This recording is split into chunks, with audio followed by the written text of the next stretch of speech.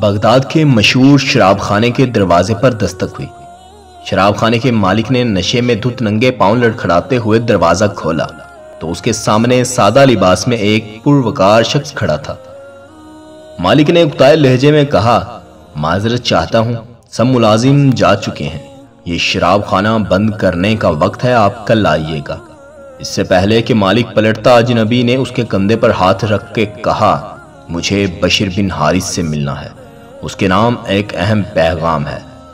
شراب خانے کے مالک نے چونک کر کہا، بولیے، میرا نام ہی بشیر بن حارث ہے۔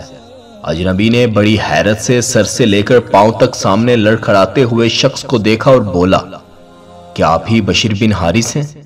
مالک نے اکتائے ہوئے لہجے میں کہا، کیوں، کوئی شک؟ اجنبی نے آگے بڑھ کر اس کے ہاتھوں کو بوسہ دیا اور بولا، سنو بشیر بن حارث، خالق ارض و سما نے مجھے کہا ہے کہ میرے دوست بشیر بن حارث کو میرا سلام عرض کرنا اور کہنا، جو عزت تم نے میرے نام کو دی تھی وہی عزت رہتی دنیا تک تمہارے نام کو ملے گی۔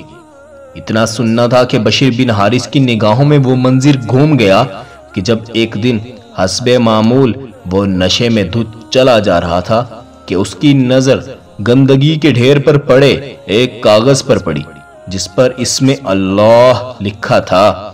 بشیر نے کاغذ کو بڑے احترام سے چوما، صاف کر کے خوشبو لگائی اور پاک جگہ رکھ دیا اور کہا، اے مالک عرش العظیم، یہ جگہ تو بشیر کا مقام ہے، تمہارا نہیں۔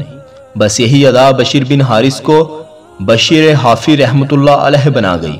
جس وقت آپ کو یہ پیغام ملا، آپ اس وقت ننگے پاؤں تھے اور پھر آپ نے ساری زندگی ننگے پاؤں گزار دی۔